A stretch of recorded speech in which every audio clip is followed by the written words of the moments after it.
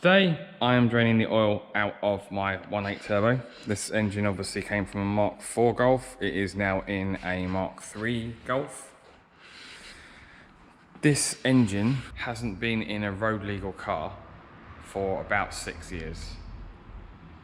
Oil change has probably been even longer. Pause the video, put a comment in the box below, let me know what you think I'm going to find. Hopefully it's just dirty thick oil. Hopefully there's no metal filings or anything like that. It also hasn't run for about 2 years, so that's something that is coming in the coming days. But I thought, put some fresh oil in it, change the filter, job done. Hopefully then it's got half a chance of all being okay. Now obviously I'm making my life a lot easier. I've got no front end on the car. Oil filter is there. The drain plug is there. Tools you're going to need: 19mm spanner, obviously a new oil filter. This is a Blueprint oil filter. There's the part number.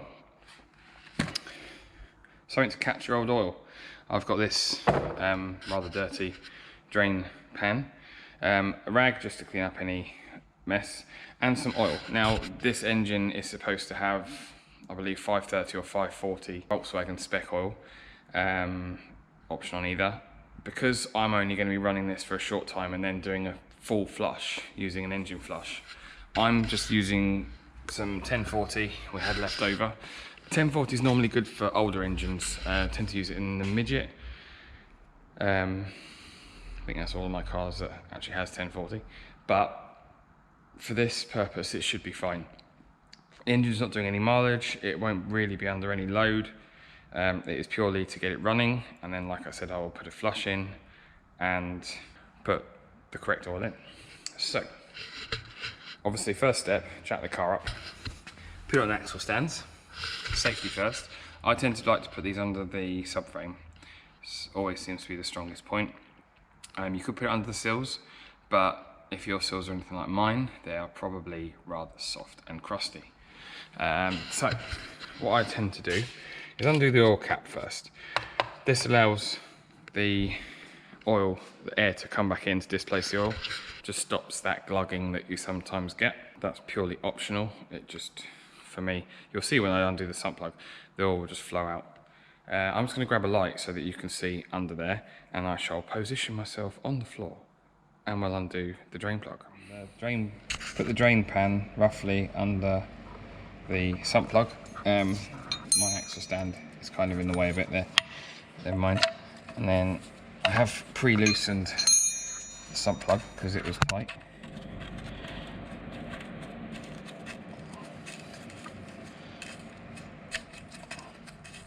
The good thing is it's turning, it's not being cross-threaded, I hope. Oh, that's gone tight, so I may have spoken too soon.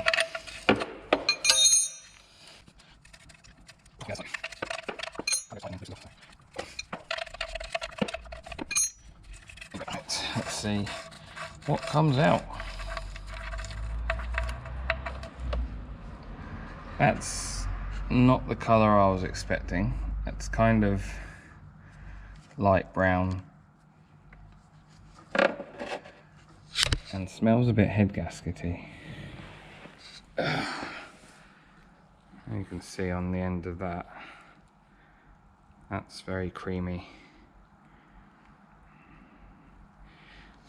Oh dear. Oh dear, oh dear. And there's not a great deal of oil in it.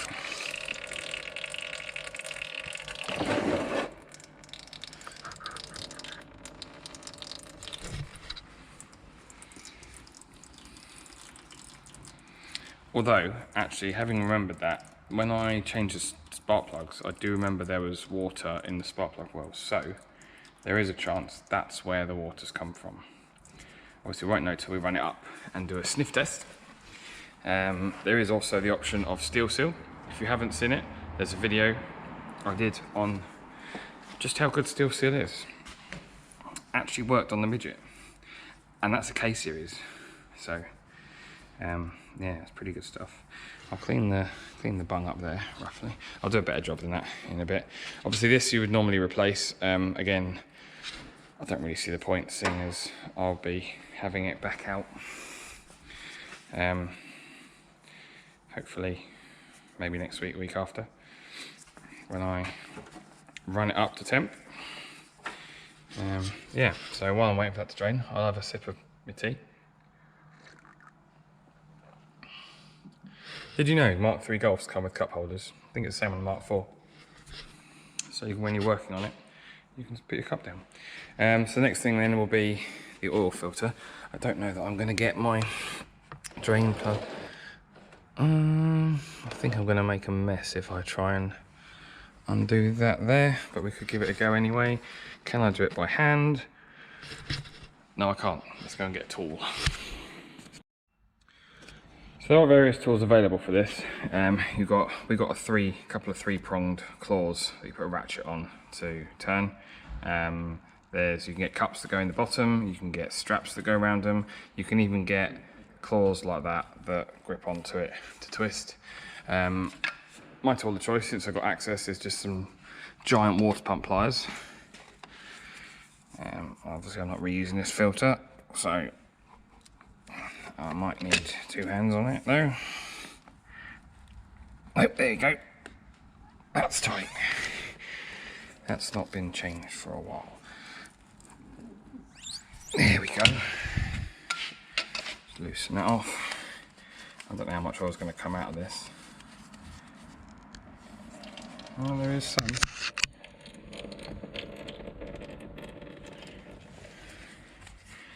That was it.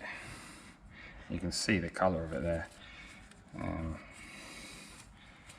Not too happy about that, but like I said, we'll be putting a flush in. We'll do a sniff test when it's running, and worst case, well, either steel seal or actually fix the head gasket. We've got access at the moment all the time, the front end's not on, so maybe just doing head gasket might be the best option. There we go. Yeah, the state of that. That's not a nice colour. Let's put that in there. I'll just give that a wipe down in the mo, change my gloves, and we'll wang the new one on. See that rubber seal? Sometimes they come pre-ordered, they're sort of damp. That one looks dry to me. So what I'm going to do is just get a bit of oil in the cap, like that. Put a finger on it, nice clean oil. Just put a little ring around it. Again, tricky to do one-handed. There we go, that'll do. That will stop. You can also pre-fill these. I might do that actually. Can I do that without spilling oil?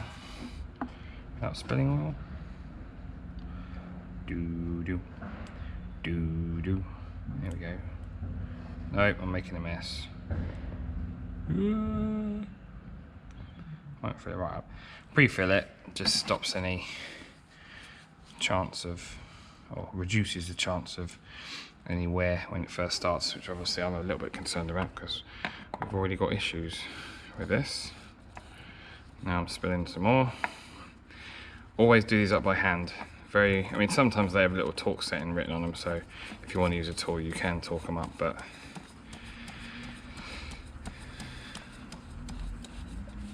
let's do that. Let's wipe off all of my spillage. Just do that. Do it up tight by hand, but we'll do it up by hand. Again, we'll be changing it soon anyway. So, next thing, sump plugging.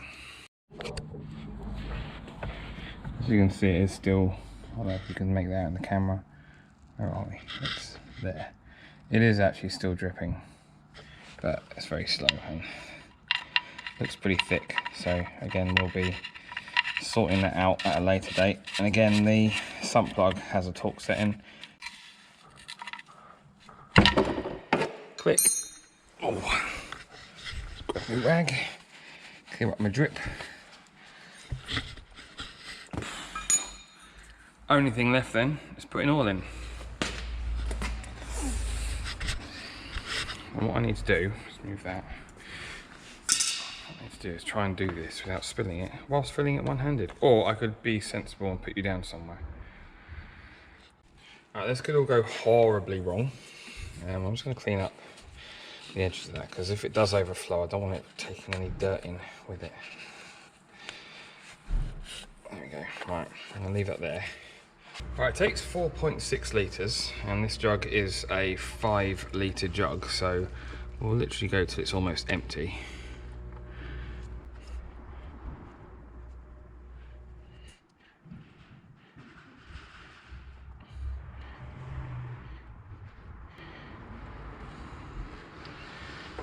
Okay.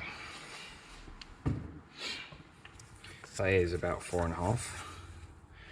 Just wipe up all spillage.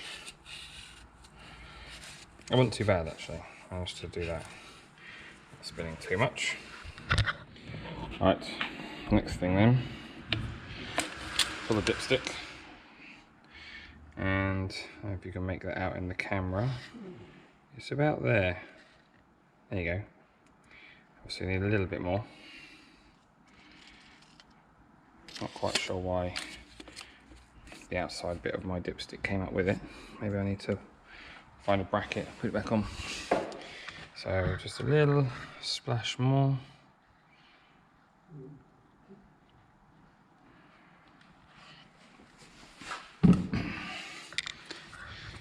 And I'll try again. The whole thing comes out again. Yeah, I'm happy with that. It's not quite on the max, but it's close enough. Cool. Well, I wish I could start it for you right now, but I'm waiting for one plug. I'm waiting for the airflow meter plug to arrive. That's coming later on today. So, all being well, I can wire in my brand new airflow meter tomorrow and put some fuel in, and we'll see if she starts. But until then, thank you for watching. Please do consider subscribing, like the video if you made it this far, and I will see you next time.